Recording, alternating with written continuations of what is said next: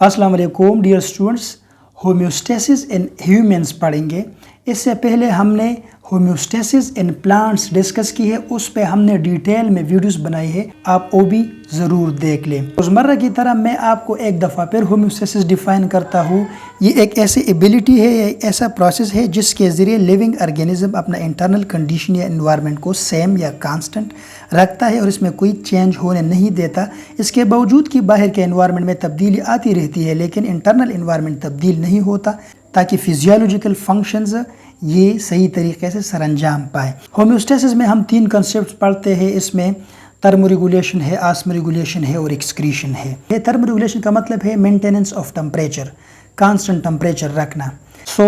Thermoregulation के लिए हमारी बॉडी में जो आर्गन मौजूद है, इस आर्गन को हम कहते हैं skin. Skin is a homeostatic organ, ये हम डिस्कस करेंगे। इसके अलावा हमारे बॉडी में ऑस्मोरेगुलेशन और एक्सक्रीशन के लिए किडनीज मौजूद है। एक्सक्रीशन तो स्किन के ज़रिए भी होता है, वो भी हम डिस्कस करेंगे, ठीक है। Kidneys are excretory organs. Kidneys भी इज़ अ होम्योस्टेटिक आर्गन्स हम डिस्कस करेंगे। लेकिन आज हम lungs is a homeostatic organs पढ़ते हैं। और लंग्स होम्योस्टेटिक आर्गन किस तरह है, क्योंकि ये होम्योस्टेसिस में बहुत इंपॉर्टेंट रोल प्ले करता है। ये मेंटेनेंस करता है किस चीज़ का, गैसेस का, कार्बन डाइऑक्साइड का और ऑक्सीजन का। एक्स्ट्रा कार्बन डाइऑक्साइड बॉडी से निकालता है, इंटरनल कंडीशन बरकरार रह गया। एक्स्ट्रा कार्बन डाइऑक्साइड बॉडी से निकालता है और जिस ऑक्सीजन की ज़रूरत है वो बॉडी के अंदर लाता है।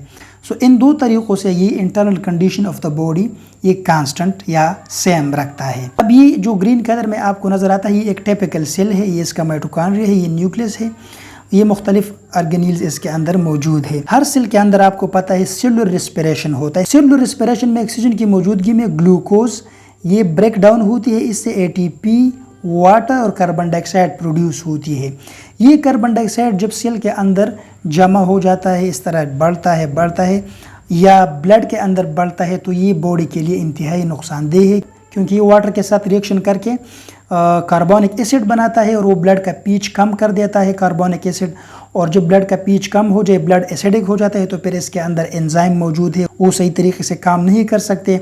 जब एंजाइम सही तरीके से काम नहीं कर सकते, तो आपके बॉडी में जितने भी फंक्शंस है वो डिस्टर्ब हो जाएंगे और ये बॉडी के लिए इंतहाई हार्मफुल है। यानी कार्बन डाइऑक्साइड का निकालना हर हालत में ज़रूरी है बॉडी से। कार्बन डाइऑक्साइड बॉडी से कौन निकालता है? लंग्स तक कार्बन डाइऑक्साइड कैसी पहुंचती है? आपको पता है कि हर सेल तक कैपिलरीज ब्लड पहुंच जाते हैं। ये ब्लड के कैपिलरीज है या ब्लड वेसल्स है। सिंपल अल्फाज में कार्बन डाइऑक्साइड आपके सेल से ब्लड वेसल्स में डिफ्यूज होता है और ब्लड वेसल में ये इस तरह मूवमेंट करता है, जाता है और आपके लंग्स तक पहुँच जाता है।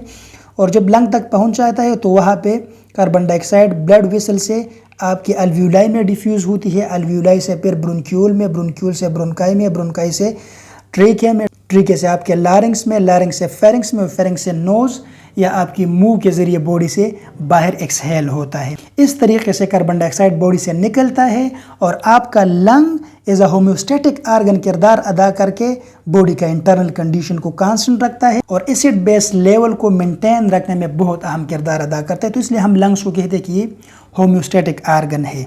दूसरी तरफ आपकी बॉडी को मुसलसल ऑक्सीजन की ज़रूरत है, क्योंकि बॉडी के अंदर कंटिन्यूसली सेलुलर रेस्पिरेशन होता है। अब ये ऑक्सीजन बाहर से कौन लाता है? लंग्स के ज़रिए ये लाया जाता है। जब लंग में ऑक्सीजन आ जाता है तो अल्वियोलाई तक पहुंच जाता है और अल्वियोलाई से आपके ब्लड वेसल में डिफ्यूज़ हो जाता है और इस ब्लड वेसल में आपका ये पहुंचता है आपके हर सेल तक। ये ब्लड वेसल से सेल के अंदर डिफ्यूज़ होता है, फिर इसकी मौजूदगी में ग्लूकोज के ब्रेकडाउन होकर ATP, वाटर और कार्बन डाइऑक्साइड प्रोड्यूस होता है और ये साइकिल, ये अमल कंटिन्यूसली मेंटेन रहता है। इस तरीके से लंग्स आपके बॉडी में एज अ होम्योस्टेटिक आर्गन के किरदार अदा करता है और आपके बॉडी का इंटरनल कंडीशन को कांस्टेंट रखता है। यानी बॉडी में एसिड बेस का जो लेवल है ये बैलेंस रखता है, रेगुलेशन ऑफ ऑक्सीजन लेवल करता है, यानी ऑक्सीजन की जो लेवल है इसको भी मेंटेन रखता है ताकि सेलुलर रेस्पिरेशन को सपोर्ट किया जा सके। आई होप कि आपको lungs as a homeostatic organ किस तरह किरदार अदा करता है ये आपको समझ आई होगी। नेक्स्ट वीडियो में इंशाल्लाह हम skin as a homeostatic organ discuss करेंगे कि स्किन आपके बॉडी में किस तरह होम्योस्टेटिक आर्गन के तौर पर काम करता है और आपकी बॉडी का इंटरनल कंडीशन को कांस्टेंट रखता है।